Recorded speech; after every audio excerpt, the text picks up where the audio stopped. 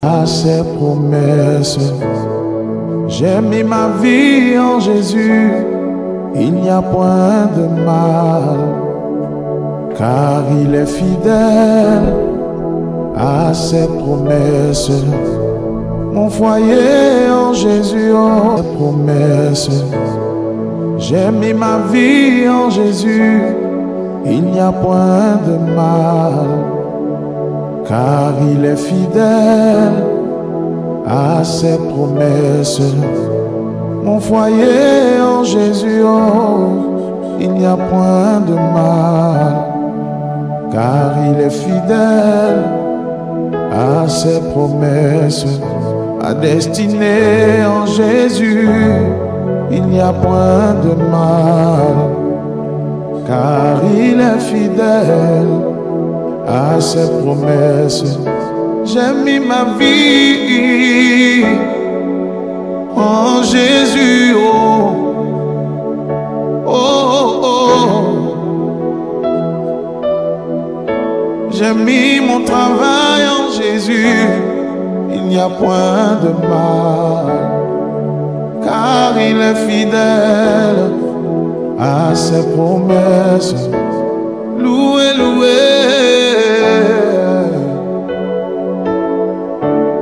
loué, loué, oh, loué, loué, oh, Jésus, oh, loué l'agneau, loué, loué, loué Jésus, oh, loué l'agneau, car il est fidèle. Allô, allô. Bonjour Maman Brazine, bonjour mon bien-aimé David, bonjour mon bien-aimé Philippe. Dieu bonjour bénisse. Mon frère Thierry. Amen. Bonjour amen. mon frère David. Bonjour Maman Brazy. Bonjour papa, bonjour, bonjour. Amen, amen. Dieu bénisse votre présence tous. Soyez richement bénis. Amen. Dieu bénisse également tous les bien-aimés qui nous suivent au travers de nos différentes plateformes. Vous êtes sur YouTube, Facebook. Le Seigneur vous soit favorable en toutes choses. Donc, vous êtes connectés à ce programme pour la toute première fois. On commence d'abord par la prière. Et puis, après la prière, on partage également la parole. Donc, comme je le dis souvent, si vous avez des problèmes, vous avez des soucis, vous entendez de la part du Seigneur une intervention divine, profitez pendant ces temps que nous allons passer dans la présence de Dieu, dans la prière, priez avec nous. Le Seigneur ne manquera pas de vous faire grâce. Voilà, et seulement la foi, parce qu'il est impossible d'être agréable à Dieu sans la foi. La Bible dit qu'il faut que celui qui s'approche de Dieu croit. La foi, c'est comme une assiette que tu présentes à Dieu pour être servi de la solution pour laquelle tu es en train de chercher sa face. Donc amène ta foi pour être servi d'une guérison, amène ta foi pour être servi d'un miracle. Gloire à Dieu. Amen. Mon Créateur, tu m'as aimé, ton sang m'a purifié. Gloire au Tout-Puissant, Hosanna, chantons Jésus, Jésus, tu m'as aimé, ton sang m'a acheté. Gloire à l'agneau de Dieu, Hosanna.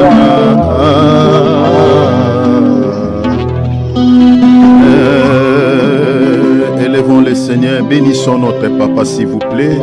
Toute la semaine, le Seigneur nous a soutenus, soyons reconnaissants vers Dieu. Faisons comme ces Samaritains, donnons-lui toute la gloire, donnons-lui tout honneur Bénissons sa Seigneurie. Faisons comme ces Samaritains. Revenons au pied de la croix. Revenons au pied du Seigneur pour donner toute la gloire à Dieu. Élevons le Seigneur, s'il vous plaît. Merci Dieu tout-puissant. Zambe malamu, Merci Yahweh.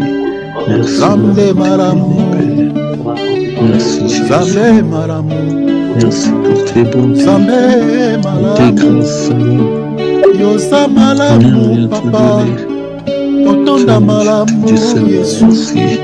Yosa malamu, Zambe, Otonda malamu, Gloire à ton Zambe Seigneur. malamu, Gloire à ton Yesu, Yosa malamu, Alléluia. Yosa malamu, papa, Sois élevé, Seigneur. Merci.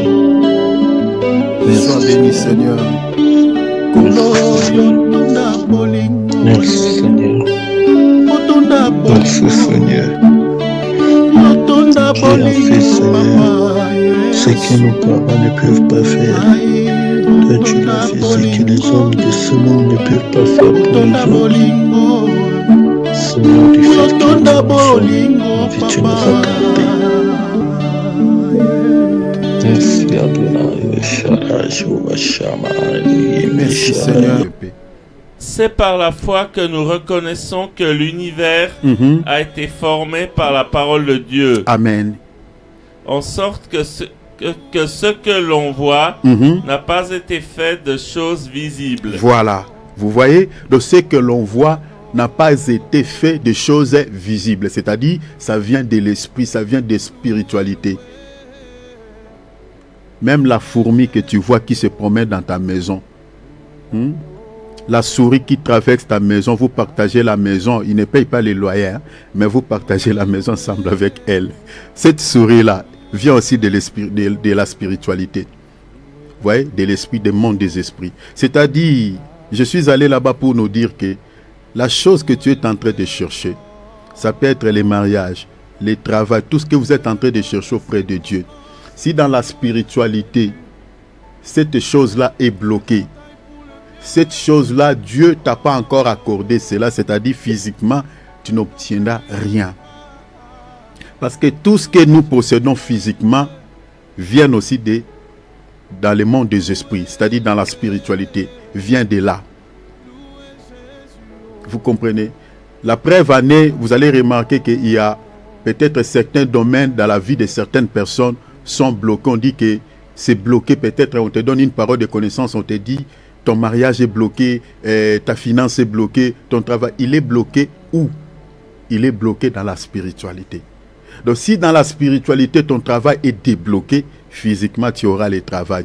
Si ta maternité dans la spiritualité est débloquée, tu auras des enfants. Si ta finance dans la spiritualité est débloquée, tu auras de l'argent. Donc c'est pour dire que il faut que tu sois fort sur le plan spirituel. Il y a deux choses qui font notre force sur le plan spirituel, la prière et la parole. La raison pour laquelle les diables poussent beaucoup des enfants de Dieu à négliger la prière, à négliger la méditation, ne sachant pas que notre vie dépend du monde des esprits, dépend du monde spirituel. Nous dépendons de ce monde-là. Alors prie le Seigneur s'il te plaît. Demande à Dieu, si peut-être il y a une baisse de vie de prière, sois une femme de prière, sois un homme de prière. Sur le plan spirituel, sois fort. Je peux vous fournir beaucoup d'exemples pour que vous puissiez comprendre pourquoi tu dois être fort sur le plan spirituel. Sois une personne qui gêne, parce que surtout les jeunes, ça va te rendre fort sur le plan spirituel. Les jeunes, commencez même petit à petit. Même si tu n'arrives pas à faire les 24 heures, 2 jours, 3 jours, 7 jours, mais commencez petit à petit et demande cela à Dieu. Demande à Dieu, Seigneur, aidez-moi à être fort sur le plan spirituel. J'ai compris que si ma vie est telle qu'elle est, peut-être c'est sur le plan spirituel que des choses sont bloquées.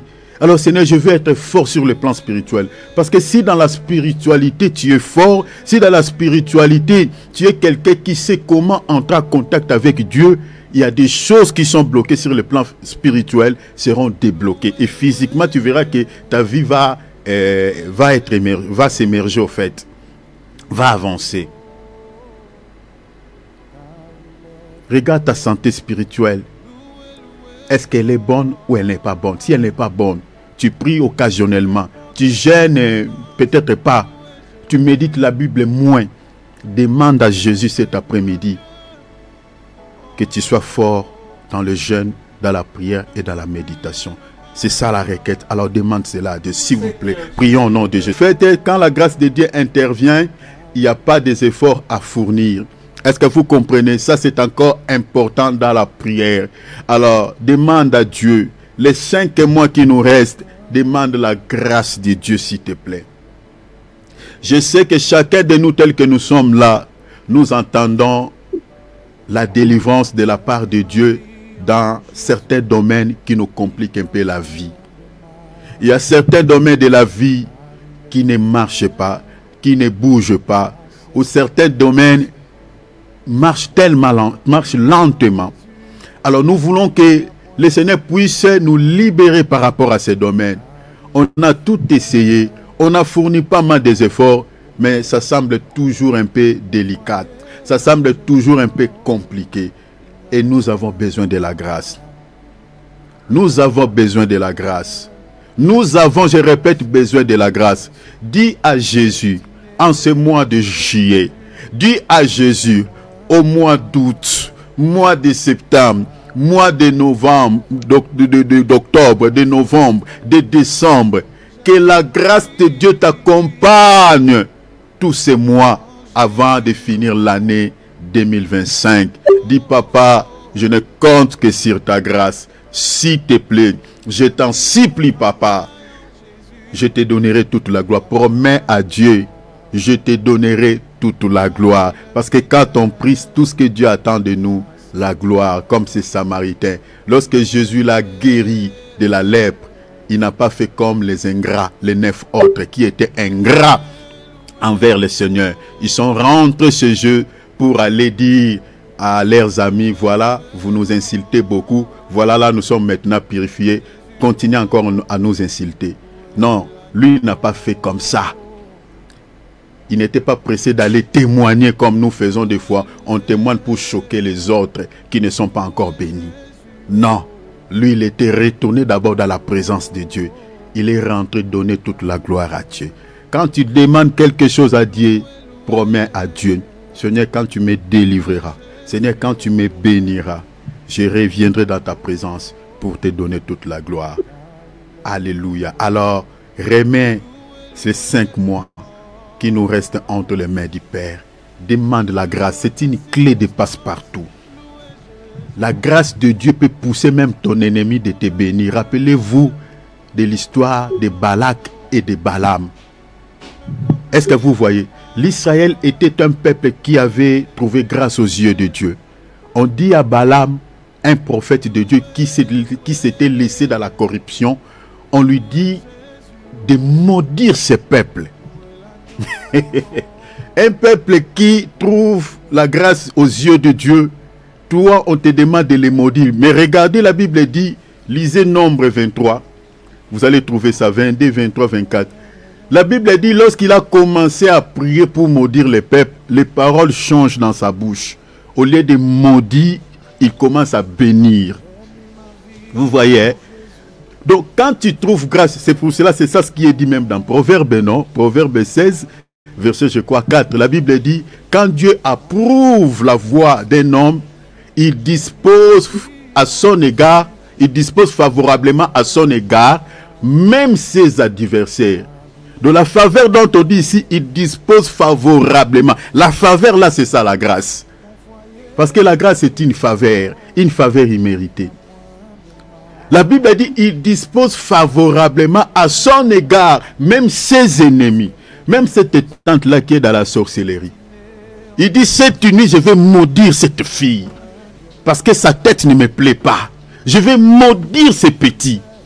La nuit, Au lieu de maudire, il fait comme Balaam. Il commence à te bénir. Seigneur, qu'il avance, qu'il monte, qu'il ait des enfants, qu'il trouve le travail. C'est possible avec Jésus. C'est pour vous dire que quand la grâce de Dieu intervient, toutes les portes qui sont bloquées s'ouvrent d'elles-mêmes. L'impossible se convertisse au possible. Alors, tu en as besoin.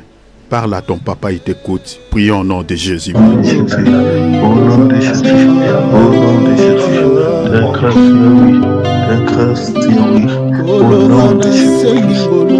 Je t'en supplie, papa, je t'en supplie, Seigneur, je te demande, papa, je t'appelle, papa, je te demande, Seigneur, la grâce, Seigneur, passe toutes choses, encore pas, au nom de Jésus, Jésus. Nom de Jésus, nom de Jésus, la grâce de Yeshua, grâce de Adonai, la grâce de Jésus, la grâce au Papa,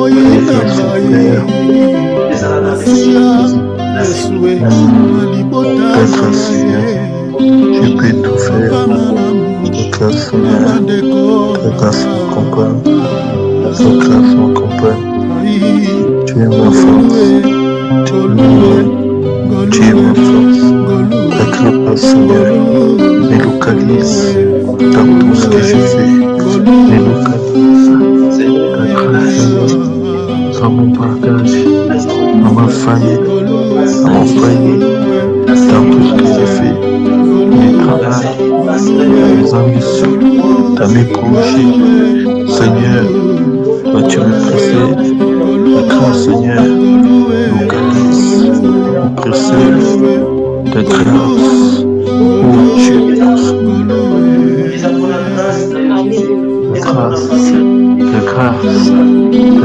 Père, de grâce, Père, de grâce, de grâce, Adonai, de grâce, Jésus.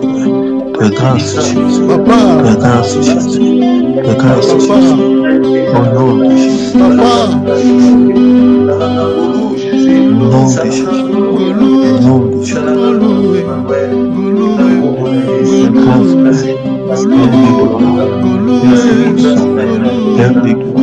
la grâce de Jésus, la grâce Seigneur, au nom de Jésus, au nom de Jésus. Au nom de Jésus, au nom de Jésus, la grâce Seigneur, Alléluia, la puissance, Alléluia. Merci notre Dieu, merci le roi des rois, merci papa. Gloire au Seigneur. Chers enfants de Dieu, faisons comme d'hab. Prenons nos Bibles, prenons nos calepins. Voilà. Alléluia. Voilà, nous sommes dans l'école de Béret. Voilà, vous êtes des Béréens. Donc, voilà l'esprit, donc armez-vous de cet esprit s'il vous plaît. Donc nous sommes dans l'école de Béret, vérifiez toutes choses à la lumière des Écritures, à la lumière de la parole. Enlevons tous les sentiments charnels, ayons des sentiments nobles.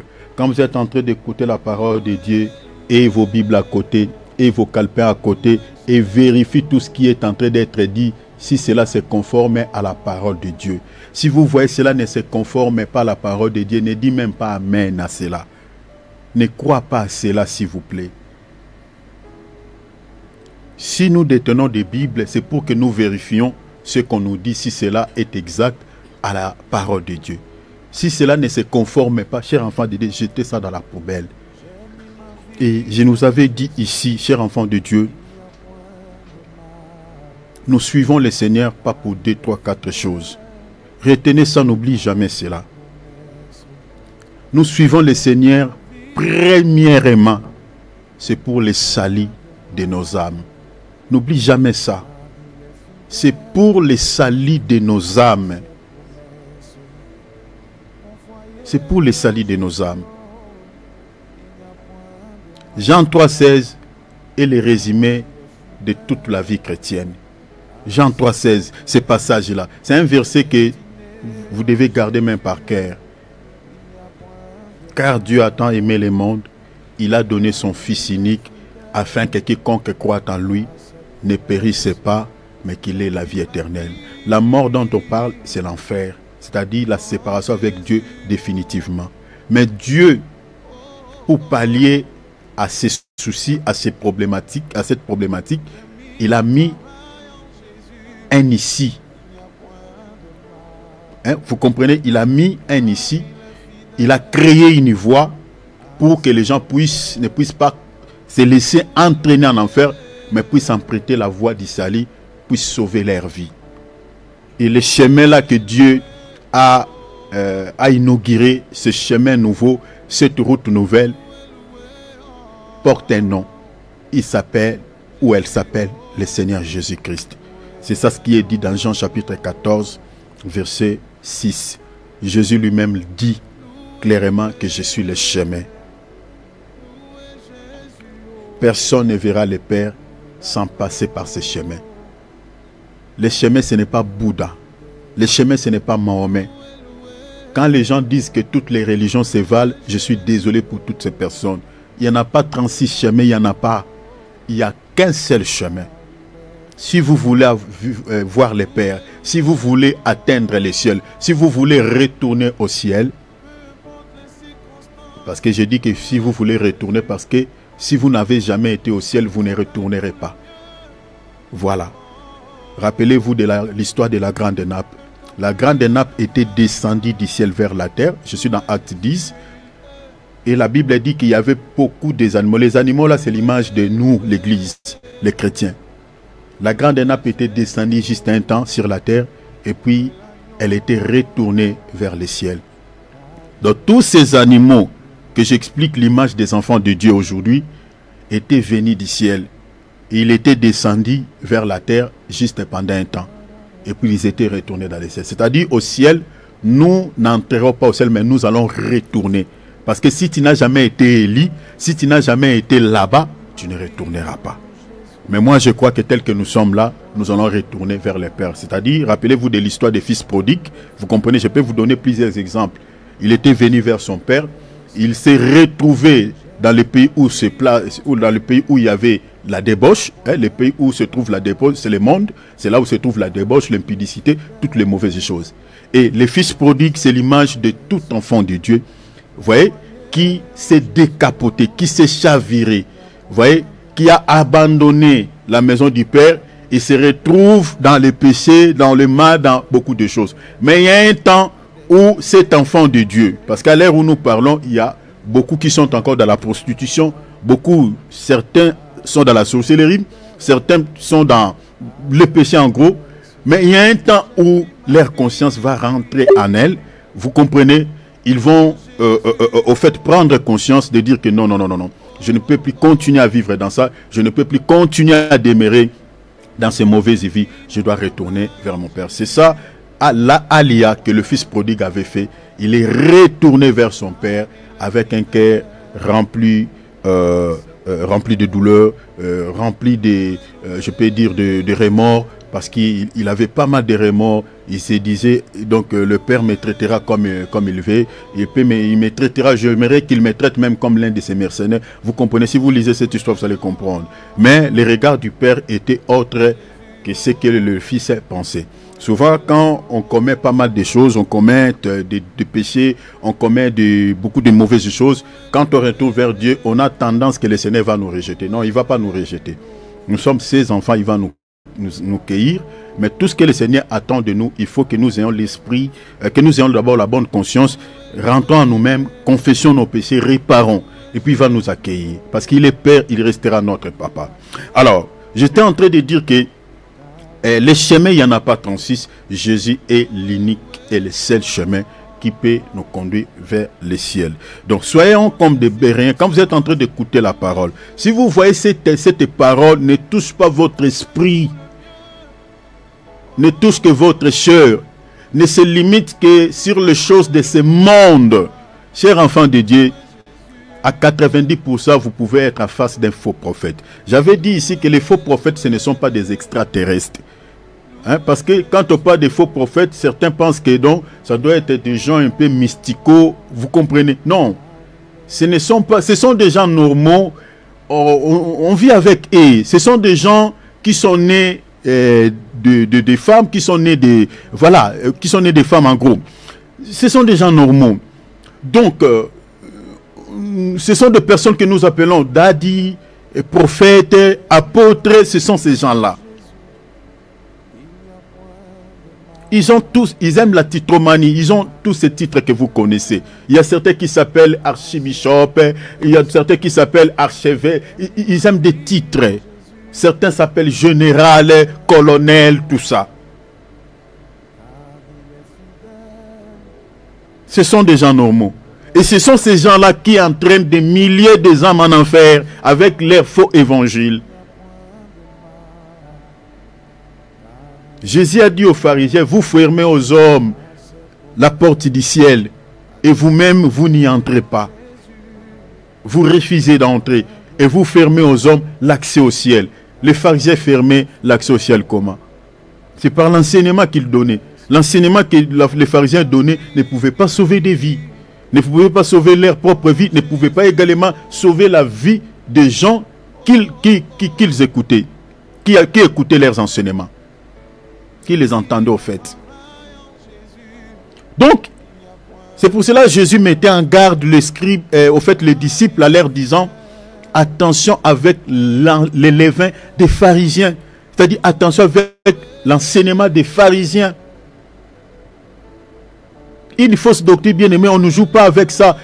Quand vous êtes en train d'écouter mal la parole de Dieu, ça ne sauvera pas votre vie, ça va vous conduire en enfer. La raison pour laquelle lui-même, le maître, il mettait en garde ses disciples, il dit attention avec l'enseignement des pharisiens et des scribes et des sadducéens.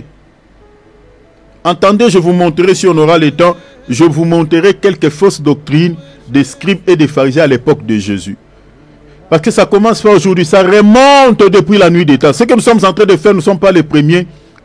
Donc, avant même Jésus, si vous lisez déjà dans Deutéronome 13, vous trouverez déjà, on parle des faux prophètes. Donc, faisons attention. Alors, je nous avais dit ceci.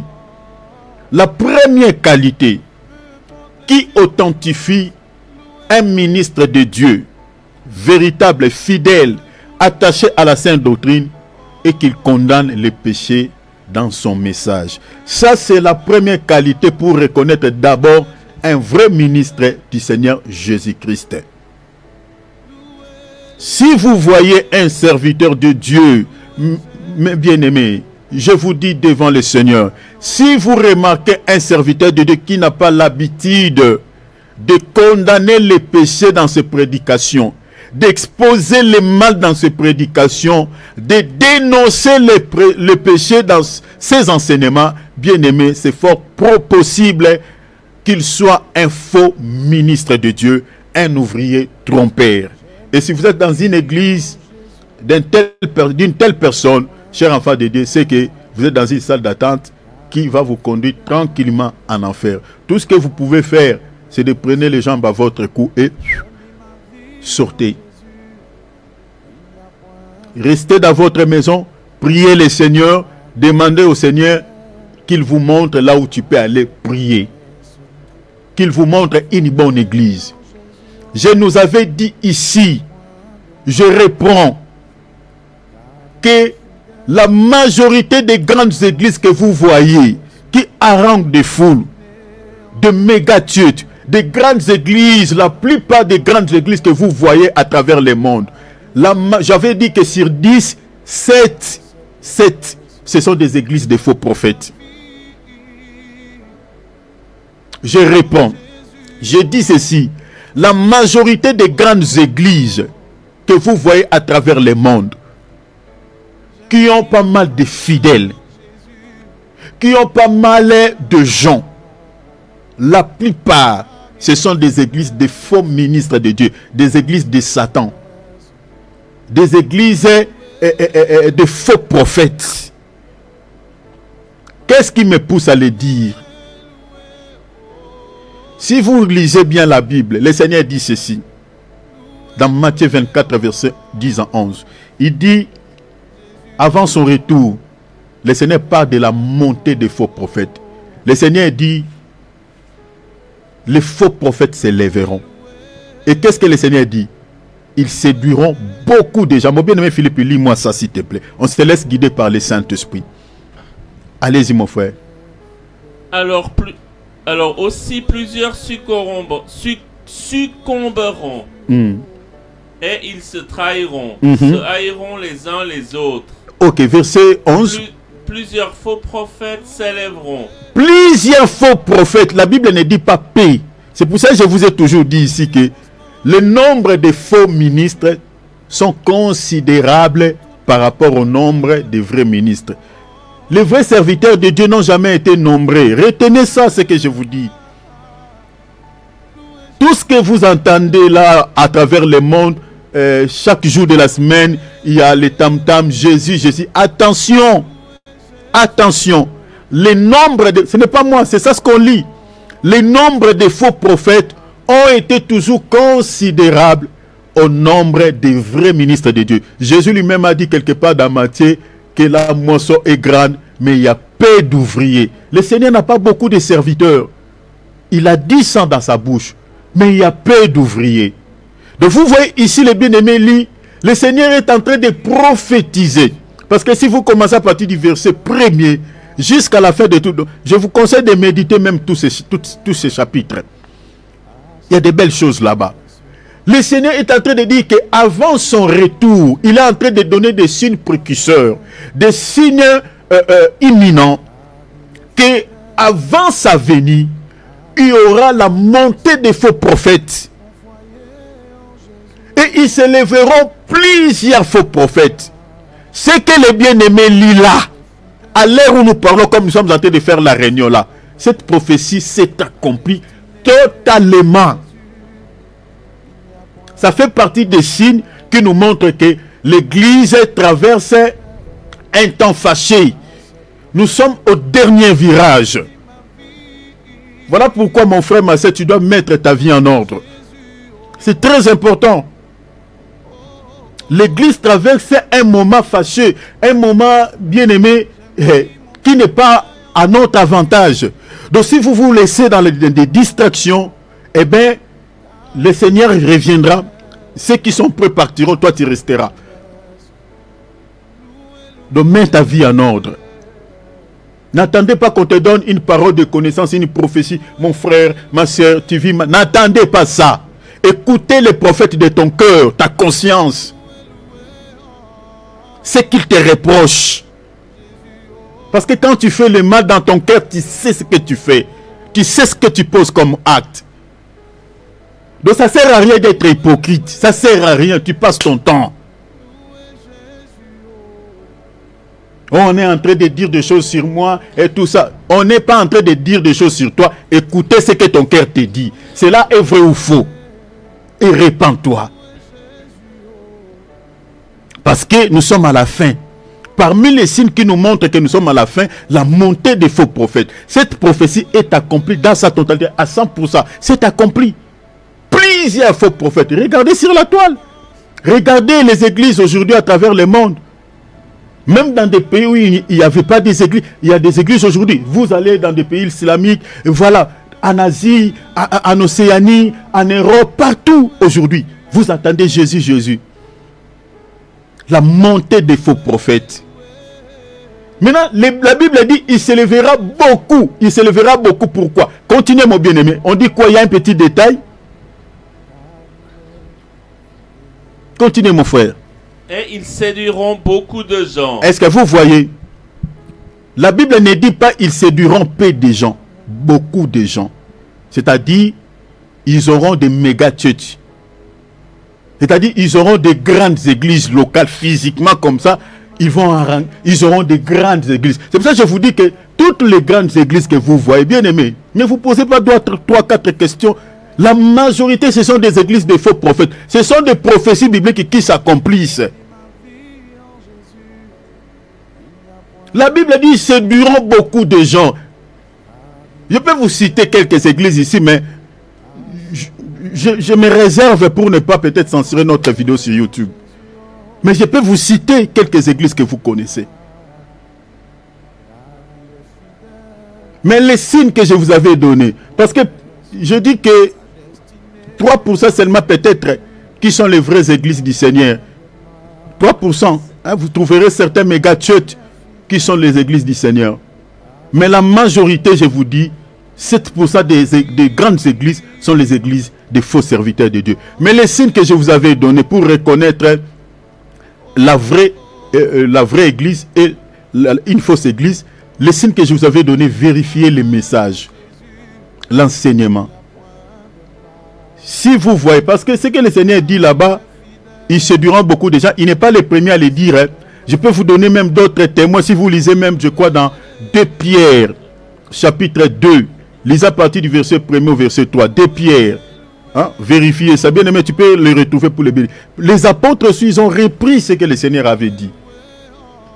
Les faux prophètes auront des grandes églises, auront beaucoup de gens. Beaucoup. Regardez là où les faux prophètes prêchent même sur la toile. Vous trouverez pas mal de vies, À partir du verset 1er. Vous comprenez? Pas mal de vies.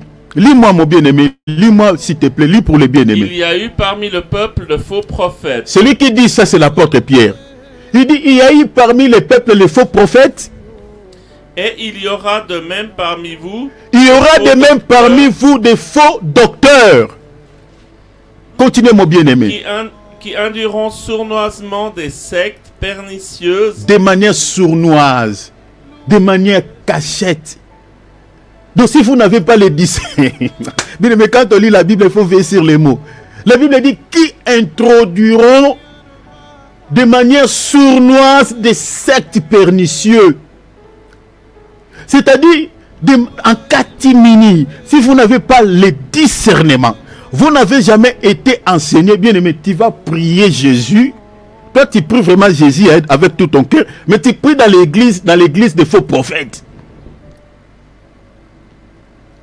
Donc, ils vont introduire des sectes pernicieuses de manière sournoise. Donc, si le Seigneur ne vous fait pas grâce, vous n'allez pas savoir que dans l'église où je prie, c'est l'église de Satan. C'est ça le langage qu'on a utilisé, de manière sournoise. Répétez ça, mon bien-aimé. Il dit, il faut introduire quoi? Répétez pour que les bien-aimés entendent.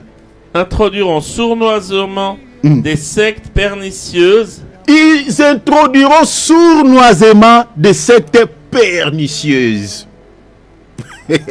Sournoisement. Vérifiez ces mots dans les dictionnaires. Vous allez voir, c'est-à-dire, c'est de manière, c'est dans les noirs. Ils vont sanctifier les péchés. C'est pour cela que vous trouverez dans ces églises-là, il y a des doctrines qui ne se conforment pas à la parole de Dieu. Et on vous dit non, il sanctifie ça. Il dit non, vous voyez, les baptêmes, c'est juste, c'est un terme qui vient du grec, qui veut dire, c'est-à-dire plonger dans l'eau, immerger dans l'eau. Voilà pourquoi on a compris qu'on ne peut pas aller baptiser dans une rivière, dans une eau qui coule. Donc nous, on a fait des tonneaux ici. On a fait un peu de petites piscines pour ne pas se donner de la peine d'aller parce que c'est juste plonger dans l'eau. C'est ça ce qu'on appelle des sectes pernicieuses. D'une manière sournoise, ils ont glissé des fausses doctrines. Mais montrez-nous dans la Bible que vous détenez. Oh, messieurs, montrez-nous dans la Bible que vous détenez où les apôtres, commençant par Jésus lui-même, ils ont fait les services des baptêmes dans une piscine, dans un baignoire. Dans une baignoire ou dans un tonneau. Il n'y en a pas. Mais la Bible nous parle de la piscine de Bethesda. La Bible nous parle du réservoir de Siloé. Mais nulle part dans la Bible où on voit les apôtres faire les services des baptêmes dans ces lieux-là. Il n'y en a pas. Il n'y en a pas. Maintenant, ces modèles que nous sommes en train de voir aujourd'hui, faire les services des baptêmes dans des petites piscines, dans des petits bassins, dans l'église protestante, des assemblées de Dieu, vous trouverez ça. C'est ça ce qu'on appelle des sectes pernicieux. Ils ont introduit de manière sournoise. Et puis, c'est sanctifié. Les enfants de Dieu croient que voilà, c'est divin, c'est des dieux, donc voilà. Et vous allez voir qu'on baptise les gens. Il y a aussi un esprit semblant qui vient, qui peut toucher une ici. Là, après avoir les faire sortir dans les baptêmes, je suis Dieu. Que Dieu nous sauve, que Dieu nous délivre. Des sectes, de manière sournoise, ils vont introduire des dogmes qui ne se conforment pas à la parole de Dieu. Des dogmes qui ne se conforment, des liturgies qui ne se conforment pas aux doctrines des apôtres. C'est ça ce qu'on appelle des sectes pernicieuses. Ils ont introduit de fausses doctrines, ils ont introduit beaucoup de mauvaises choses qui ne se conforment pas à la parole de Dieu. Mais regarde maintenant, qu'est-ce qu'on dit encore, mon bien-aimé? Et qui, reniant le maître qui les a rachetés, les maîtres qui les a rachetés, c'est-à-dire Jésus, ils ont renié le Seigneur Jésus-Christ au travers leurs actes, au travers leur comportement. Ils parlent de Jésus dans leur bouche. Ce sont des gens, quand vous les regardez physiquement, ce sont des messieurs respectueux, ce sont des femmes respectueuses. Et voilà. Vraiment, si vous n'avez pas le discernement, ils sont plus sains que nous physiquement. Hein, regardez même les prélats catholiques, avec leur nzambala, hein? Leur toge. Bien aimés, ils sont physiquement plus sains que nous. Leur manière de parler. Vous comprenez? Mais la Bible dit, ils ont renié le maître qui les a rachetés par leur comportement, par leurs actions. Vous comprenez? Ils ont renié la foi, ils ont renié le Seigneur. Avec des bougies, vous voyez, il y a beaucoup de pratiques, des chapelets, des statuettes. Vous avez pris ça où? Ils ont renié le Seigneur à cause de toutes ces choses-là. C'est-à-dire leurs actes, leur manière de faire les choses, leur manière de servir Dieu. Cela montre qu'ils ont renié le Seigneur. Continuez mon frère, on dit quoi? attireront sur eux une ruine soudaine. La Bible dit attireront sur eux une ruine soudaine. Hey, my God. Bien aimé, vous savez, ici, si vous n'avez pas le discernement, vous allez penser que la ruine dont on fait mention là-bas, le Seigneur va les frapper par des maladies. Mais non, non, non, non, non, non, non. Le Seigneur va les laisser en forme. Ce sont déjà peut-être physiquement comme ça. Regardez même les papes, ils meurent souvent à un âge avancé, très avancé. Ce sont des gens qui se rassasient de leur jour sur la terre. Ce sont des gens qui vivent tellement longtemps, physiquement. Mais la ruine dont on parle là-bas attireront sur eux. Et là, les faux docteurs, les faux prophètes, ces gens-là qui ont introduit de fausses doctrines, des sectes pernicieuses, c'est ça ce que nous sommes en train de parler, des fausses doctrines. La Bible dit quoi? Attireront sur eux une ruine, ruine, ruine, ruine. La ruine dont on parle là-bas, je vous renvoie dans 2 Thessaloniciens chapitre 1er, lisez à partir du verset 8 jusqu'au verset 9. La ruine dont on fait mention, c'est l'enfer, le jugement dernier. C'est ça la sentence qui les attend. Ils seront châtiés définitivement pour toujours. Ils seront séparés du Seigneur, guère à jamais. C'est ça la ruine. Mais il y a un élément important. Qu'est-ce qu'on dit encore, bien-aimé? Plusieurs les suivront dans leur dérèglement. Est-ce que vous voyez, l'apôtre Pierre dit quoi? Plusieurs, ne dit pas peu de gens les suivront. La Bible dit plusieurs les suivront dans leur dérèglement, c'est-à-dire dans leur égarement. C'est pour vous dire que les églises de faux prophètes, quand vous voyez des grandes églises, de méga, la Bible dit plusieurs les suivront. Ce sont des gens qui ont des foules. Ce sont des gens qui ont des méga church. Donc retenez ça, c'est parmi des signes que je vous donne pour reconnaître des fausses confessions religieuses, pour reconnaître des fausses églises. La majorité des grandes églises, parce que ce sont des gens qui ont des foules. Vous voyez comment l'apôtre Pierre rejoint le Seigneur. Le Seigneur a dit, ils séduiront beaucoup de gens. L'apôtre Pierre ajoute, il dit, plusieurs le suivront. Plusieurs, pas peu, plusieurs. Donc sur 10 églises que nous avons dans ce monde, je parle en termes de 10, toutes ces églises que vous voyez, des grandes églises, ce sont des églises qui appartiennent à l'ennemi. Il n'y en a que 3 qui appartiennent au Seigneur. Et les 3 là, si vous n'avez pas l'œil de Dieu, vous n'allez pas les reconnaître. Mais parmi les signes que je vous avais donnés, les signes majeurs, pour reconnaître une vraie église, une église authentique du Seigneur Jésus-Christ, regardez le contenu du message que vous êtes en train d'écouter, que l'homme de Dieu est en train de vous donner. Le contenu. Je vous avais dit ici, si le Seigneur n'est pas le fondement, parce que le Seigneur Jésus-Christ doit être la star dans le message, dans une prédication. Le Seigneur est la star, est la référence.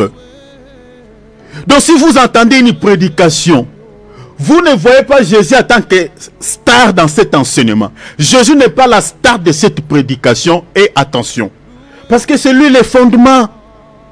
C'est lui qui est notre vie. C'est Jésus qui est notre vie. Donc quand on vient écouter les messages, nous voulons écouter Jésus. Nous voulons voir Jésus. Présente-nous Jésus. Si on vous présente autre chose que Jésus, bien aimé, vous n'avez pas la vie.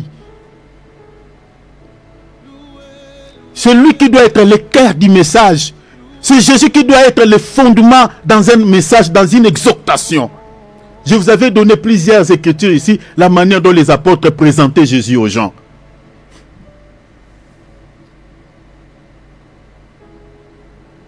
C'est Jésus. Alors, la première qualité, je vous ai dit, pour reconnaître un ministre authentique, véritable, fidèle, attaché à la sainte doctrine, attaché à la véritable doctrine chrétienne, et qu'il condamne les péchés dans son message. Même s'il vous parle sur autre chose, sur un autre sujet. Mais les dons qu'il a, va toujours les ramener dans ce terrain. Parce que le souci de tout ministre de Dieu est que les âmes soient sauvées. C'est ça l'objectif de tout véritable ministre de Dieu.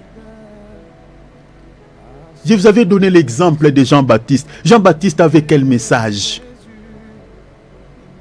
Jean-Baptiste n'avait qu'un seul message. C'est ça ce qu'il présentait aux gens. Repentez-vous, repentez-vous, repentez-vous, repentez-vous Israël, car le royaume des cieux est proche. Il n'avait qu'un seul message. Et c'est ce message-là qui avait fait même sa grandeur aux yeux de Dieu. Jésus a témoigné pour lui. Il dit de tous ceux qui sont nés de femmes, il n'y a pas de plus grand que Jean-Baptiste. Jean-Baptiste était grand par rapport à quoi?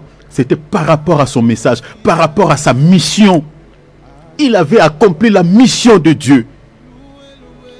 Jésus est venu après lui.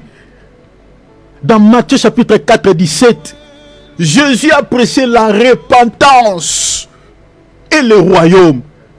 Le Seigneur le Maître. Bien-aimés, posez-vous la question si toutes ces personnes, ces ministres, ils sont réellement envoyés par Dieu. Ils sont réellement mandatés par le Seigneur Jésus-Christ. Pourquoi ils ne marchent pas sur les traces de leur maître?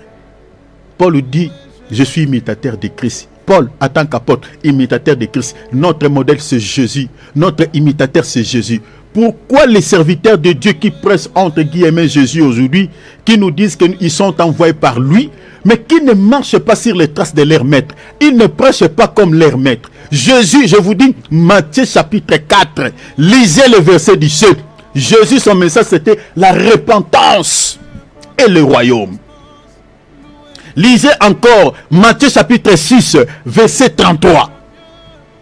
Il dit, cherchez premièrement le royaume et toutes ces choses, les choses de ce monde, vous seront données par-dessus. Le Seigneur ne dit pas, il faut les chercher et vérifier. Les disciples et les apôtres, ils ont marché sur les traces de leur maître. Et pourquoi les ministres que nous avons aujourd'hui ne marchent pas sur les traces du Seigneur Jésus-Christ? Ne prépare pas l'église en l'enlèvement. Regardez le temps sur lequel nous traversons. Mais bien aimés, nous sommes minuit moins 10 secondes dans l'horloge de Dieu. Bien aimés, l'un des 4 matins, vous me chercherez, vous ne me trouverez pas. Je vous dis, si vous marchez dans la crainte de Dieu, le rendez-vous sera dans les airs. C'est là où on va se revoir. Le rendez-vous sera dans les airs. On va se retrouver dans les airs. Je vous dis, c'est d'ici là, l'enlèvement aura lieu. Que Dieu nous fasse grâce. Si on finit cet enseignement, je crois que je parlerai sur les prophéties bibliques. Parce que c'est évident. Les signes sont palpables. Je vous jure devant le Seigneur Jésus-Christ. Il revient très bientôt. Prie à tout temps, comme il a dit lui-même le maître, dans Luc chapitre 21, versets 34 à 36. Il dit, prie à tout temps, afin que vous ayez la force de s'échapper à tous ceux qui arriveront et de paraître debout devant votre Dieu. Si tu ne pries pas, tu ne peux résister devant le mal. Si tu n'as pas la vie de prière, tu ne peux pas résister devant le péché. Quand le diable te sollicite, quand tu es tenté par un péché, bien-aimé, il n'y a rien qui te donnera la force de pouvoir résister, qui succombera. C'est pour ça que le Seigneur dit, priez en tout temps, afin que vous ayez de la force de s'échapper à tous ceux qui arriveront. Regardez tout ce qui est en train de se passer dans ce monde. Nous sommes sollicités par le mal. Nous sommes sollicités par les diables. Sur les réseaux sociaux, bien-aimés, quand vous entrez sur la toile, mes bien-aimés, les sexes. Longtemps, c'était des choses honteuses. On ne pouvait pas voir les femmes nues comme ça. On ne pouvait pas voir les hommes nus comme ça. Mais aujourd'hui, mes bien-aimés, c'est compliqué. Nous sommes tout le temps sur la toile. On partage la parole. Mais bien-aimés, nous sommes tout le temps dedans. Bien-aimés, oh non. Si vous n'avez pas Dieu, c'est compliqué. Vous voyez des mamans, des jeunes filles qui s'exposent tout nues. Des fois, je dis, Seigneur, pourquoi tardes-tu? Tardes-tu encore pour venir nous chercher? Viens nous chercher. Viens nous chercher, Seigneur. Le monde est pourri. Le monde est gâté. Nous sommes retournés comme au temps de Sodome et Gomorrhe. Les prophéties bibliques se sont accomplies. Le Seigneur a dit ce qui arriva au temps de Lot, au temps de Sodome et Gomorrhe, arrivera pareillement avant l'avènement du Fils de l'homme. Bien aimé, cette parole du Seigneur, cette prophétie s'est accomplie totalement dans son entièreté. Entrez sur la toile. Des femmes qui se laissent toutes unies. Je suis en train de dire ces jeunes filles, penses-tu à leur avenir? Est-ce qu'elles pensent à leur avenir? Vous aurez un jour des enfants. Ces vidéos resteront. Qu'est-ce que vous allez dire à vos enfants? Qu'est-ce que vous allez dire à vos enfants? Bien aimé, il y a des péchés abominables. Je vous dis sur Facebook, sur TikTok. Donc vous n'avez pas besoin d'aller dans ces sites. C'est-à-dire tout ce qui était dans des sites X, on commence à les mettre et les Facebook ne les censure pas. On ne censure que la parole de Dieu. La parole que je partage là, on est en train de me donner des avertissements comme si je partage de mauvaises choses. Mais là où il y a des insanités, bien aimé, là, voilà, il y a beaucoup de vies, il y a beaucoup de abonnés. Mais là où il y a des bonnes choses, il n'y a pas des abonnés. Notre génération se ressemble à la génération de Noé. Se ressemble à la génération de Lot. Et tout ce qui est resté pour cette génération, c'est la sentence éternelle. La colère de Dieu est déjà, mes bien-aimés, sur ce monde.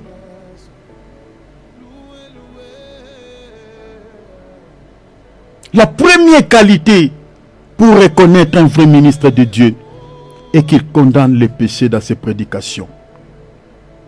Si vous ne voyez pas cette qualité, un ministre de Dieu qui vous annonce la parole, vous ne voyez pas qu'il n'a pas l'habitude de dénoncer les péchés dans ses messages, qui n'a pas l'habitude de condamner les péchés dans ses prédications. Bien aimé, attention. Je vous dis de tout mon cœur, attention. C'est fort possible que cet homme soit un faux ouvrier, un faux prophète. Parce que, bien aimé, le seul visa qui nous accordera l'accès au ciel, c'est la sainteté. C'est ça ce qui est dit dans l'épître aux Hébreux, chapitre, je crois, 11, verset 14. La Bible dit, sans la sanctification, personne ne verra le Seigneur. Je crois, chapitre 12, verset 14. Sans la sanctification, personne ne verra le Seigneur. Et l'apôtre Paul dit aussi dans l'épître de Romains, chapitre 6, chapitre 3, je crois, verset 23.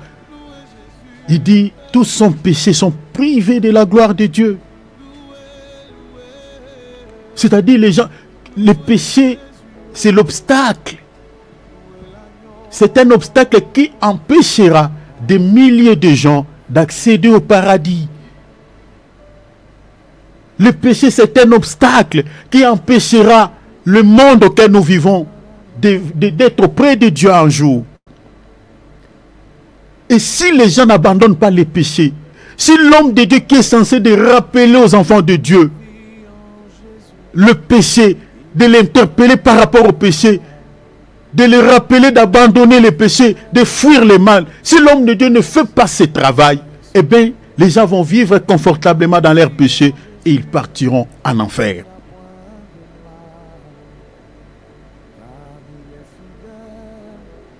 L'homme de Dieu, tout véritable serviteur de Dieu, est censé de les rappeler. C'est ça même ce que l'apôtre Paul a fait à l'église de Galatie. Si vous lisez Galates chapitre 5 verset 19, l'apôtre Paul même a cité chaque péché par son nom.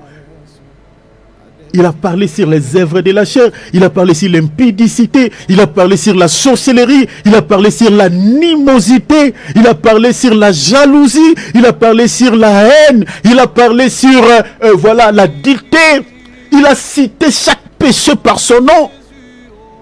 Et à la fin de son message, il dit tous ceux qui commettent de telles choses, tous ceux qui commettent ces péchés n'entreront pas au ciel. Il a dit ouvertement aux enfants de Dieu. Mais posez-vous la question, pourquoi les ministres que nous avons aujourd'hui ne marchent pas sur les traces de nos aïeux, de nos pères dans la foi, qui nous ont transmis ces messages, qui nous ont transmis ces enseignements? Pourquoi ils ne répètent pas leurs enseignements dans leur prédication? C'est rare aujourd'hui, vous entendez un prédicateur prêcher, il est en train de citer chaque péché par son nom. C'est rare, et c'est rare. Il y en a mais très peu. Vous voyez un serviteur de Dieu qui est en train de condamner la sorcellerie, qui est en train de condamner l'impudicité, qui est en train de condamner la jalousie. Regardez aujourd'hui la jalousie dans nos églises.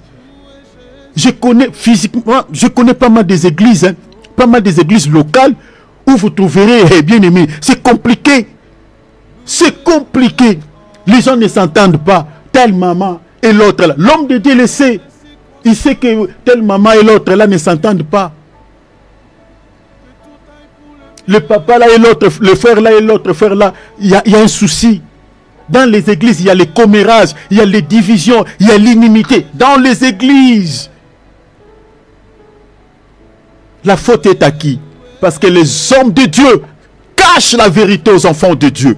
Ne veulent pas dire la vérité aux enfants de Dieu. Il y a certains serviteurs de Dieu qui pensent, voilà, bon, comme les frères là m'avaient expliqué son problème, si je prêche sur le péché, je martèle, il me dira peut-être, voilà, le pasteur, parce que je lui avais... Mais l'homme de Dieu, le rôle de tout homme de Dieu, c'est quoi? C'est de répondre aux besoins du peuple. Le Seigneur a dit, errez, serviteur qui donne la nourriture au temps convenable. Toi, tu attends quel temps pour donner la nourriture au temps convenable? Tu attends quel moment? Un serviteur de Dieu, c'est comme un médecin. Tu dois donner les médicaments par rapport à la maladie que souffre l'église. Toi, tu vois que dans l'église, il y a l'esprit de l'inimitié. Il y a un peu tendance de commérage, tout ça, les gens se disputent tout le temps. Il y a un peu, voilà, tendance, il y a des rapporteurs. Mais donnez un message pour pallier à ces soucis. Mais les serviteurs que nous avons aujourd'hui, eh bien non, ils ne le font pas. Tout ce qui leur intéresse, c'est des dîmes, les offrandes, soutirer de l'argent qui est dans les poches des chrétiens, maintenir les peuples, faire 2-3 cultes. C'est tout ce qui leur intéresse. Ils ne veulent pas avoir des chrétiens de qualité, mais ils veulent avoir la quantité, le nombre, les chiffres. Ah, nous avons une grande église. Dieu nous a bénis avec des fidèles. Nous faisons 3 cultes aujourd'hui. C'est ça ce qui leur intéresse. Mais allez vérifier l'enseignement. Allez dans cette église-là. Regardez la qualité des chrétiens qui viennent dans cette église. C'est comme s'ils viennent dans des boîtes de nuit, avec des mini-jeeps. de poils pubiens à l'extérieur, des sœurs qui portent des pantalons près du corps, qui portent des jupes qui montrent leurs parties intimes. Ce sont les églises que nous avons aujourd'hui. Des sœurs qui mettent des maquillages comme des Jézabel, avec ces faux détails qu'on appelle make-up là. C'est très compliqué. C'est très compliqué. C'est très compliqué. Aucune différence avec le fils du monde. Aucune différence entre le frère, les chrétiens et les païens. La faute revient aux hommes de Dieu. La deuxième qualité d'un véritable ministre de Dieu, fidèle et attaché à la sainte doctrine, je vous avais dit, et qu'il prêche sur l'amour fraternel. Quand on ne prêche pas plus sur on ne prêche plus ces messages, on ne parle plus sur l'amour, bien aimé, c'est compliqué. La raison pour laquelle vous voyez, même dans le milieu chrétien, les gens ne s'aiment pas. Même dans des milieux chrétiens, vous ne sentirez pas qu'il y a l'amour. Bien aimé, je vous dis des choses, je suis membre de l'église. Je peux vous citer quelques églises ici que je connais personnellement. L'amour a disparu. Même les hommes de Dieu qui prêchent la parole n'ont plus l'amour. N'ont plus l'amour. Bien aimé, n'ont plus l'amour. Je vous dis devant le Seigneur Jésus-Christ, l'amour a disparu. L'amour a disparu. Oh mon Dieu, le Seigneur vient nous chercher. Le Seigneur vient nous chercher. Le diable a reçu son coup. L'église du Seigneur est infestée par des loups cruels, par des loups ravisseurs. Les hommes de Dieu ne prêchent plus sur l'amour fraternel. Mais regardez les apôtres. Lisez l'épître de 1 Jean. Lisez l'épître de 2 Jean. Lisez l'épître de 3 Jean. Les apôtres, ils ont prêché sur l'amour. Lisez même l'apôtre Paul dans 1 Corinthiens 13. Il nous a donné même les caractéristiques d'amour. Il dit l'amour ne fait point du mal. L'amour, il a expliqué beaucoup de choses par rapport à l'amour. Lisez seulement 1 Corinthiens 13. Et c'est le plus grand commandement que le Seigneur nous a laissé. Et ce commandement est négligé et bafoué dans nos églises. Posez-vous la question, chers enfants de Dieu. Pourquoi les ministres que nous avons aujourd'hui ne prêchent pas sur l'amour fraternel? Les chrétiens ne s'aiment pas. Les chrétiens s'entretuent même entre eux. Un chrétien qui a un bon travail, il y a des postes, on est en train d'engager les gens. Mais il y a des chômeurs dans l'église. Il ne vient pas dire aux serviteurs de l'homme de Dieu, j'ai vu, il y a des postes vides chez nous là-bas. Est-ce que tu ne peux pas donner un communiqué à l'église pour les frères? Tous, les chrétiens n'ont plus ça. N'ont plus ça. Un chrétien qui est en train d'effectuer des activités de voyage et tout ça, Dieu les bénit au travers de ces activités. Il ne veut pas montrer ses circuits aux autres. Parce que tout simplement parce que l'amour n'y est plus. L'amour a complètement disparu dans nos églises. Parce que les hommes de Dieu ne jouent pas les rôles. Les hommes de Dieu ne prêchent pas sur l'amour. C'est la haine. C'est la haine qui a pris place dans les cœurs de plusieurs chrétiens. Même les soi-disant serviteurs de Dieu. Et vous savez, une personne aînée, une personne aigrie, une personne jalouse, bien-aimée, il se ressemble à une femme qui avorte un bébé. Il se ressemble à un militaire qui a tué quelqu'un. Il se ressemble à un bandit qui a assassiné quelqu'un. C'est ça ce qui est dit dans l'épître de 1 Jean, chapitre 3. Je crois, lisez le verset 15.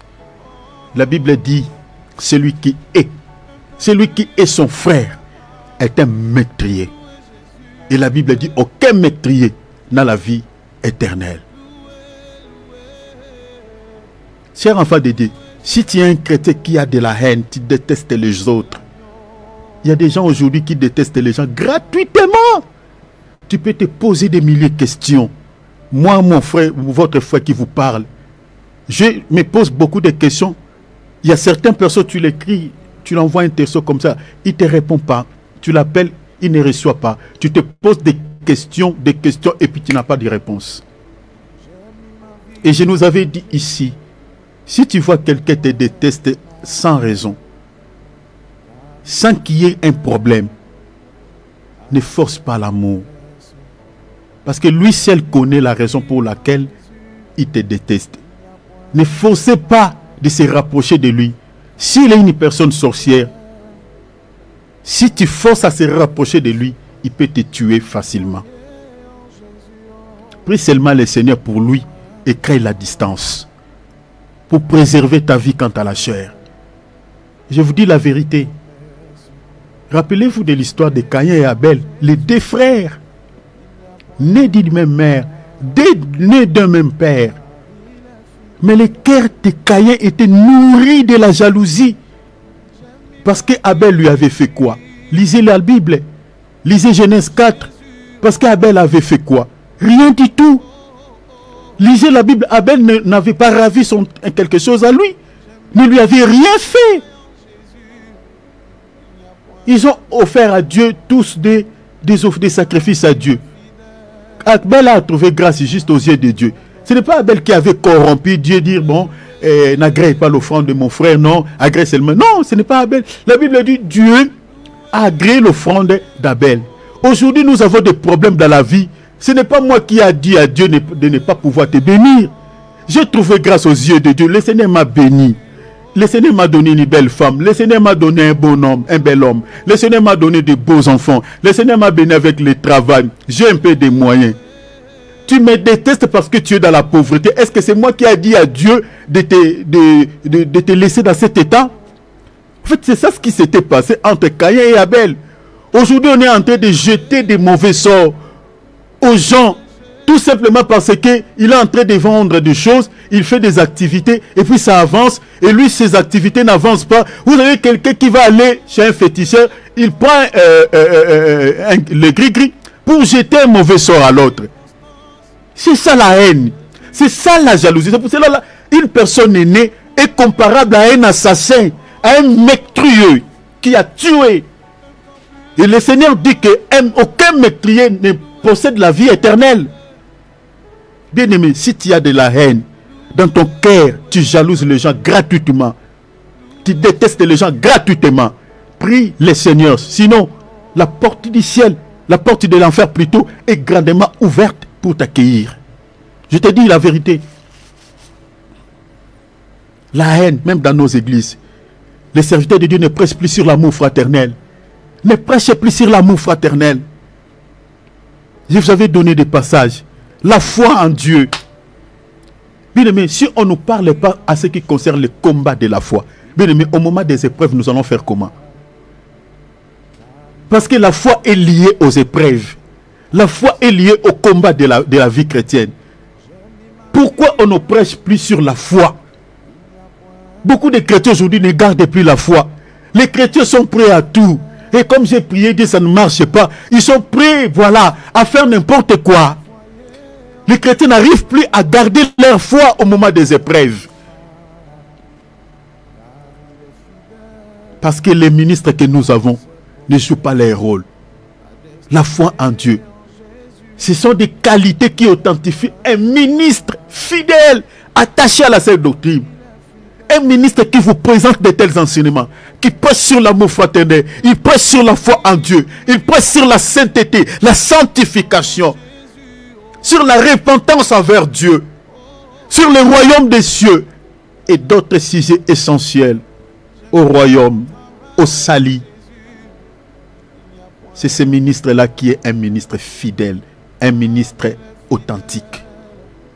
Mais si vous voyez tout ce que je viens de citer ici, vous ne voyez pas chez un serviteur de Dieu qui n'a pas l'habitude de prêcher ce genre d'enseignement. À 90%, bien aimé, c'est un faux serviteur de Dieu. Et tout ce que vous pouvez faire, c'est de quitter cette église et de rester à la maison pendant un temps et prier Dieu. Que le Seigneur vous montre là où vous pouvez aller prier. J'ai fait ma part.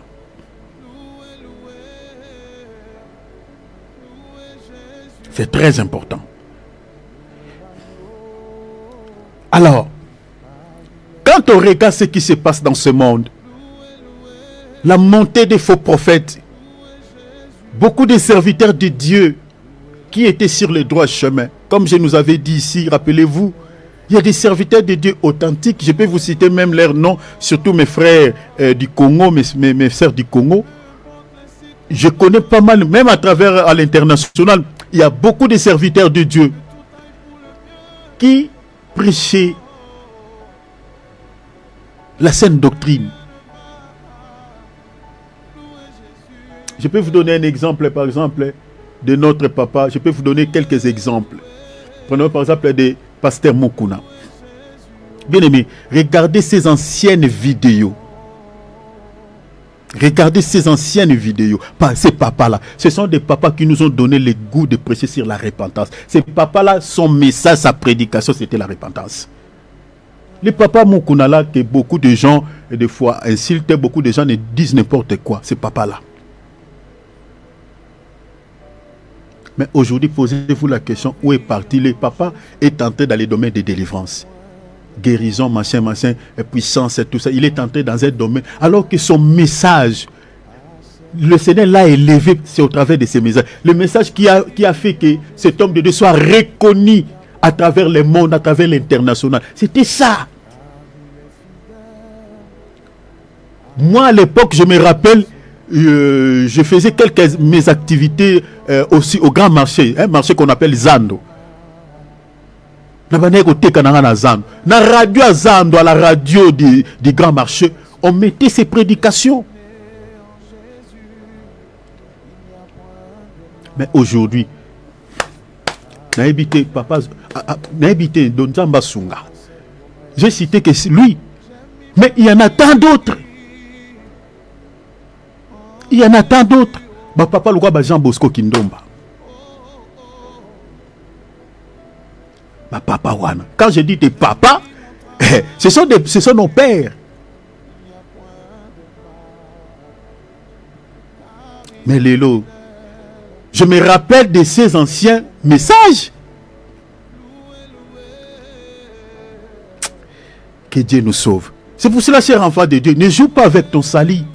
Ne joue pas. Ne joue pas. Et ne fais pas des sentiments.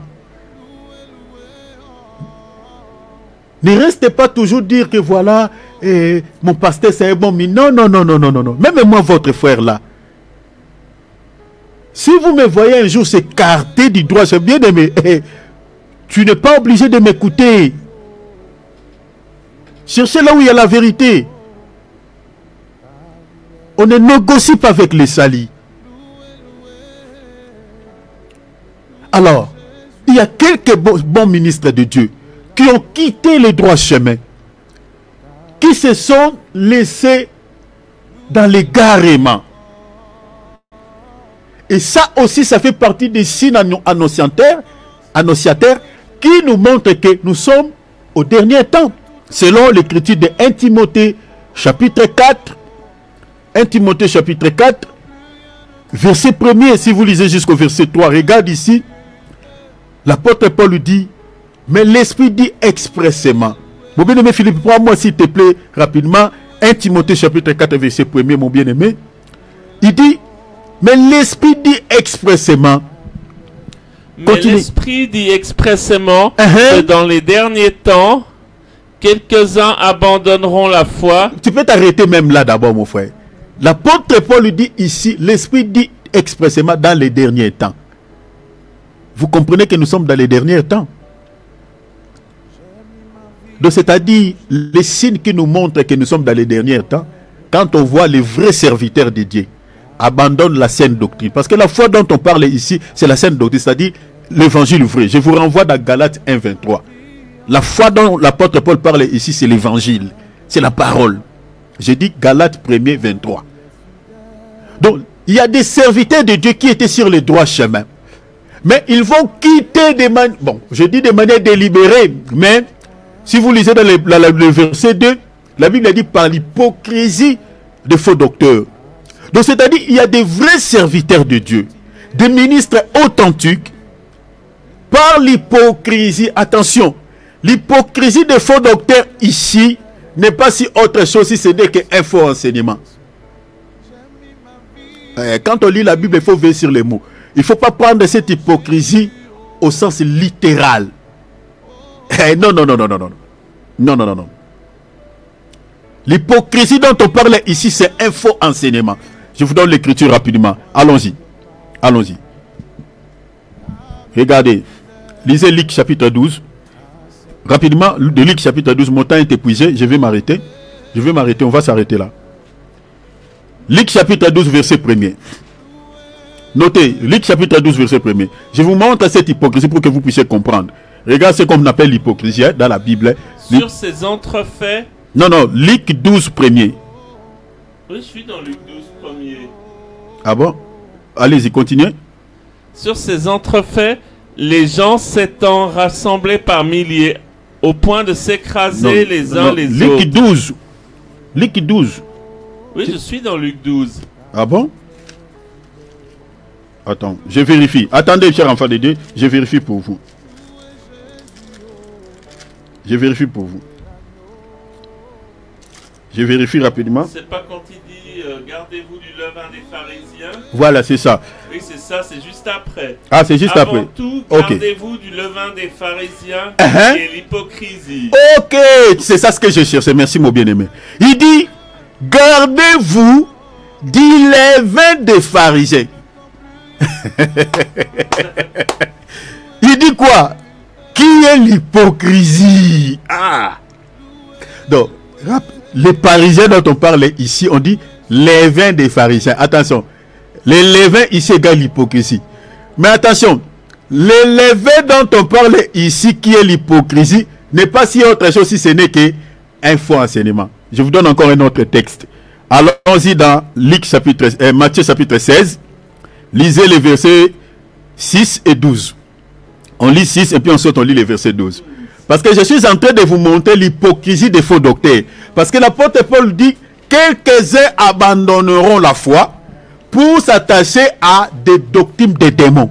Et dans le verset de l'apôtre Paul dit, par l'hypocrisie des faux docteurs, c'est-à-dire ce qui a fait que les uns, ceux qui étaient sur le droit chemin, abandonnent le droit chemin et s'attachent aux fausses doctrines, aux doctrines des démons. L'apôtre Paul dit, c'était l'hypocrisie des faux docteurs qui a entraîné ceux qui étaient sur le droit chemin de s'attacher aux fausses doctrines. Maintenant, nous sommes en train d'expliquer cette hypocrisie. Selon la Bible, ce n'est pas si autre chose qu'un faux enseignement. Dans Luc chapitre 12, verset 1er ici, la Bible nous dit que l'hypocrisie des pharisiens ou des pharisiens ou des faux docteurs, si vous voulez, ce n'est pas si autre chose si ce n'est que les levains.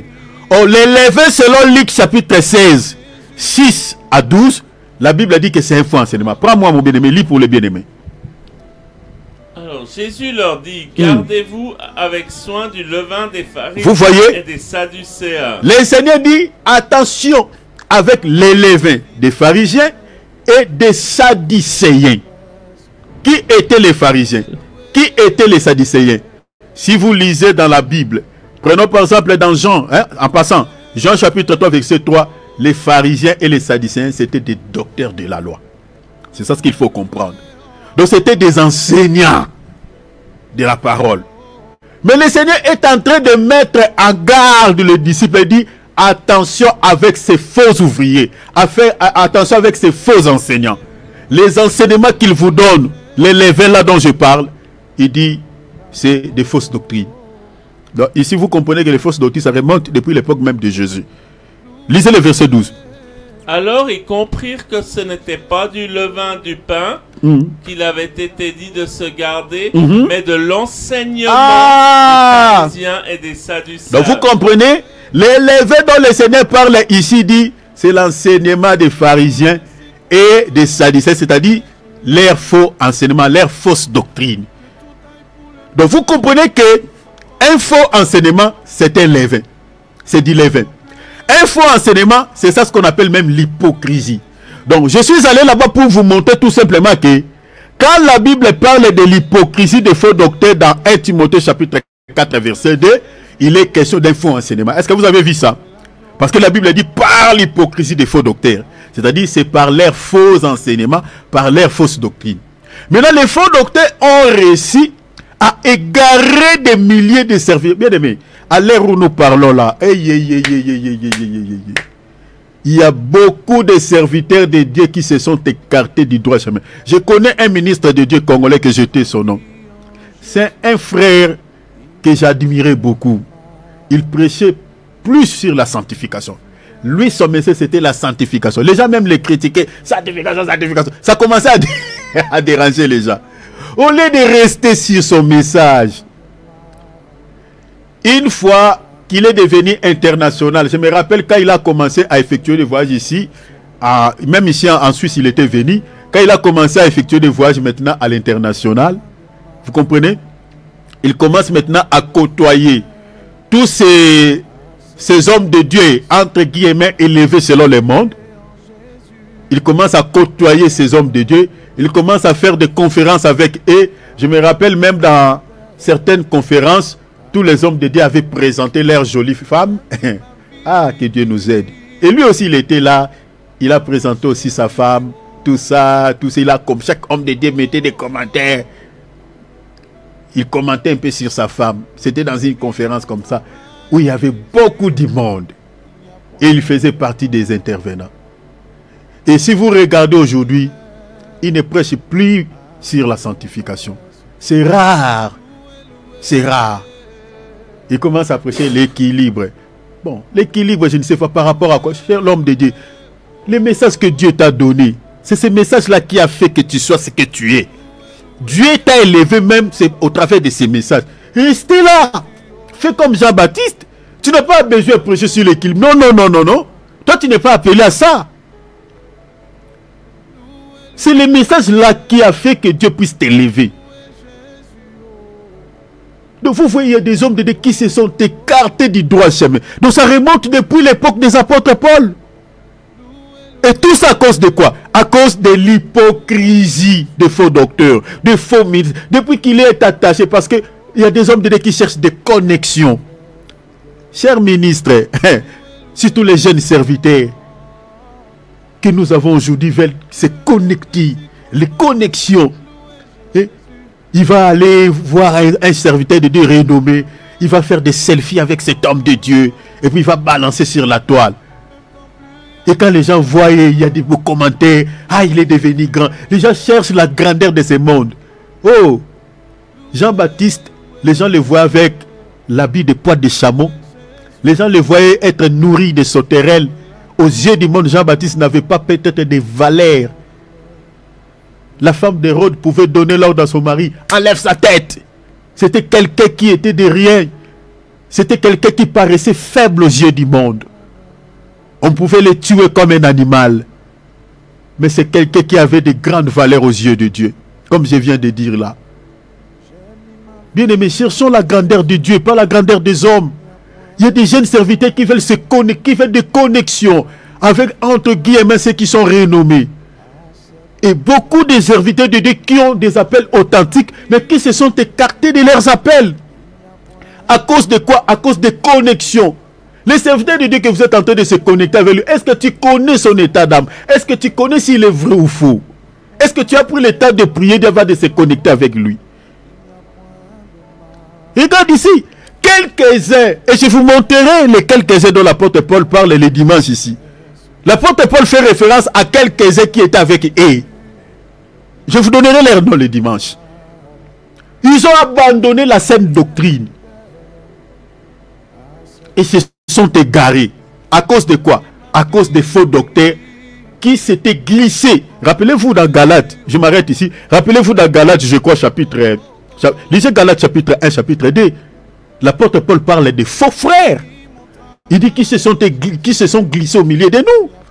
C'est ça ces gens-là, les faux docteurs, qui ont donné des faux enseignements, qui ont égaré certaines personnes. Et dans notre temps, nous en avons plein. Que Dieu nous sauve. Et cela fait partie des signes annonciateurs, comme l'apôtre Paul dit, dans les derniers temps, quelques-uns abandonneront la foi pour s'attacher à des esprits séducteurs et aux doctrines des démons. Les fausses doctrines, ce sont des doctrines des démons.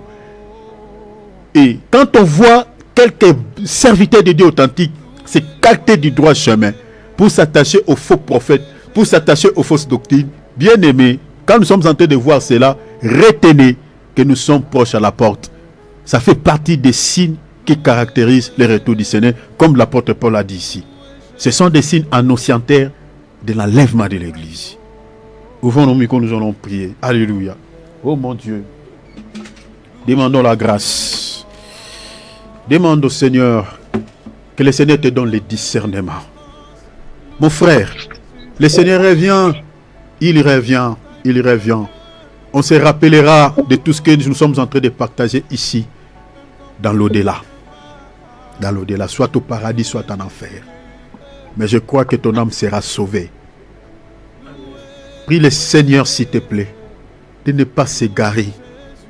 Les faux prophètes, comme on a vu dans la Bible, le Seigneur l'avait dit, ils sont nombreux, ils sont nombreux, ils sont nombreux, ils ont des grandes églises. Le Seigneur a dit, ils séduiront beaucoup de gens. L'apôtre Paul a réitéré, répété. L'apôtre Paul aussi, tous les apôtres, ils auront des méga-têtes, ils auront des foules, ils auront des grandes églises. Prie le Seigneur que tu ne t'égares pas, parce que leurs objectifs, c'est de récupérer tout ce qui échappe à leur filet. Mais prie que le Seigneur puisse te préserver de ces gens. Et que le Seigneur te donne aussi la connaissance de la parole. Parce que si tu n'as pas la connaissance, tu auras du mal à faire la distinction entre un vrai ministre et un faux ministre. Vraiment, prie pour ton salut, bien-aimé. Jésus revient, ne perds pas le salut. L'enfer, c'est pour l'éternité. Le paradis, c'est aussi pour l'éternité. Ne perds pas ton éternité au paradis à cause, je ne sais pas, de quoi que ce soit. Prie à la manière dont tu as compris ces messages. Prions le Seigneur, s'il vous plaît, alléluia. Prie également le Seigneur que rien ne te fasse rétrograder dans la vie chrétienne. Comme on a lu, la montée des faux prophètes fait partie des signes annonciateurs qui nous montrent que nous sommes au dernier virage. L'apôtre Paul l'a dit dans 1 Timothée 4. Il dit dans les derniers temps, quelques-uns abandonneront la foi pour s'attacher à des doctrines des démons. Je dis, quand on voit des véritables serviteurs de Dieu quittent les enseignements authentiques qu'ils prêchaient auparavant pour commencer à prêcher des évangiles, des choses qui n'ont rien à voir avec notre salut, l'apôtre Paul dit, attention, ce sont des signes qui nous montrent que nous sommes à la fin. Prie le Seigneur à des moments comme ceci, que tu ne perds pas la foi, que tu ne t'éloignes pas du Seigneur. Peu importe le temps que tu traverses, peu importe les circonstances que tu traverses, peu importe la situation que tu vis actuellement, ton salut est plus important que cette situation. Ta vie éternelle est plus importante que cela. Demande vraiment à Dieu de te donner la foi, de rester toujours debout, comme lui-même l'a dit, de ne pas rester au bas de la terre, au pied, à la terre, par terre plutôt, mais que tu restes toujours debout quand le Seigneur Jésus-Christ apparaîtra. Et remets cette soirée entre les mains de Dieu. Prions, Père, donne-nous cette endurance. Seigneur, s'il te plaît. Seigneur Dieu Tout-Puissant, besoin de ta force et ton nom éternel, Adonai, Elohim, El Shaddai. Aidez-moi, Seigneur. C'est moi, Seigneur, de moi m'attacher. Aidez-moi, Papa. Seigneur. Alléluia. Que je ne m'égare pas. Que je ne m'écarte pas. Peu importe le temps. Peu importe les circonstances. Je vais rester toujours fidèle à toi, mon Dieu. Alléluia. Je resterai fidèle à Jésus. Je resterai au Jésus. Fidèle à Jésus, je resterai fidèle à toi. Seigneur, je demeure ta parole. Je resterai Seigneur, tu es tout puissant. fidèle à Jésus. Dans l'abondance, fidèle à Jésus. Dans la souffrance, fidèle à Jésus. Seigneur, dans l'abondance, fidèle à Jésus. Et dans la misère, fidèle à Jésus.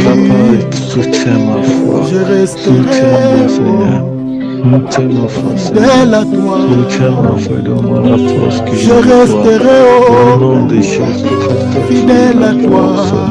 Seigneur, donne-moi la Je force. resterai Au nom puissant de fidèle à Jésus. Yahweh, Yahweh, Yahweh. Je resterai Merci Seigneur, fidèle à Jésus. tu te remercies Dans la ce soir. promesse, Comment ce soir, fidèle à Jésus. Alléluia, sois béni, merci mon Dieu, mon roi. Merci Seigneur Jésus-Christ. Son nom, Alléluia, sois béni, sois loué, merci. Fidèle à Jésus. Gloire à ton nom, Mais merci. en liberté, oh, Alléluia, merci mon Dieu, mon roi. sois la puissance, je Alléluia, resterai sois la oh gloire Dieu, pour l'éternité. gloire à ton nom, merci. Merci Seigneur, Mabrokabarabashe, ma demeure. Iramakatabaroboshe, Alléluia, sois béni, sois loué, merci mon Dieu, mon roi. Rodorobosakabarabashe, Irabashakamaroshi, Gloire à ton nom, merci. Iramakatabarabradashe. Ma demeure, Papa, soutenez-moi, fortifie mes genoux, au nom que je reste toujours comme Abakou, dans ta présence, que je reste toujours sur mon poste. Aidez-moi, Seigneur, fortifie-moi, Papa. Je sais que le chemin est encore devant nous. S'il te plaît, Papa, merci Seigneur. je resterai Tiens ma foi. Merci Seigneur. fidèle à Jésus. Tiens ma foi. Je resterai Au nom de fidèle à Jésus. Au nom de Jésus. Dans les bonheurs, fidèle à toi. Mais dans les malheurs, Au nom de fidèle à Jésus. Merci Seigneur. Je resterai fidèle à Jésus. Gloire à ton nom. Homme de Dieu, Alex, bénis-nous, bénissez-nous s'il te plaît, Gloire à l'homme de ton Dieu. nom, Jésus. Gloire à ton Bénis nom, les Père. enfants de Dieu, l'homme de Dieu, Gloire à s'il te ton plaît. nom,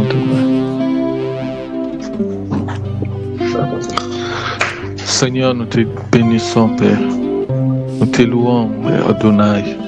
Te rendons de multiples actions de grâce. Gloire à ton nom, Jésus. Gloire à ton nom, Adonai. Dieu Tout-Puissant, merci parce que tu es le Dieu qui écoute nos prières. Papa, Tu es le Dieu qui écoute nos prières. Merci Seigneur pour toutes prières qui sont montées vers toi. Merci Seigneur pour la parole de ce soir. Seigneur, nous te demandons que nous puissions demeurer.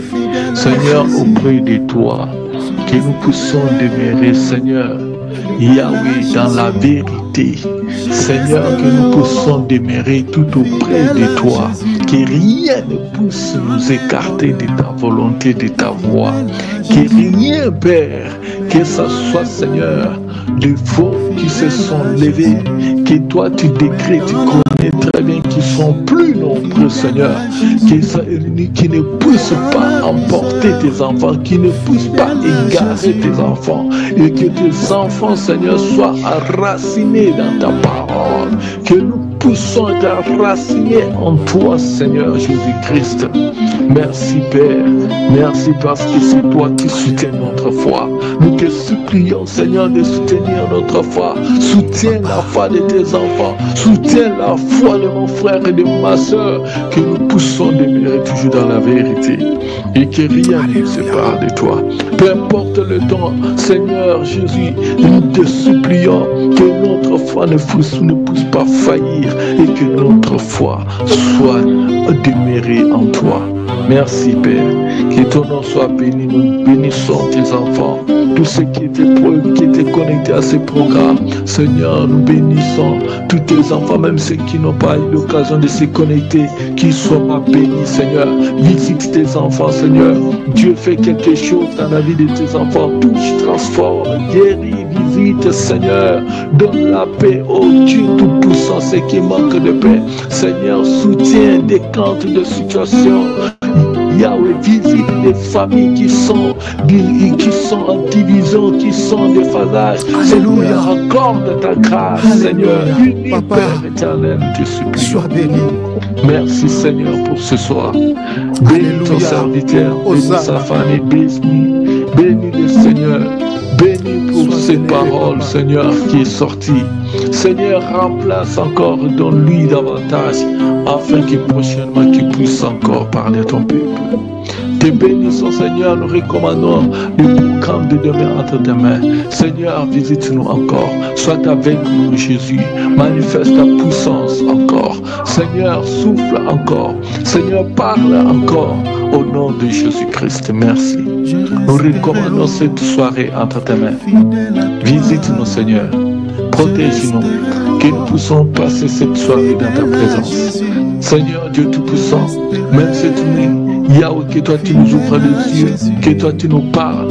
Seigneur Dieu Tout-Puissant, que tu nous visites encore davantage, que nous puissions demeurer auprès de toi. Tous les plans de l'ennemi, que ce soit la nuit, soient détruits au nom de Jésus-Christ.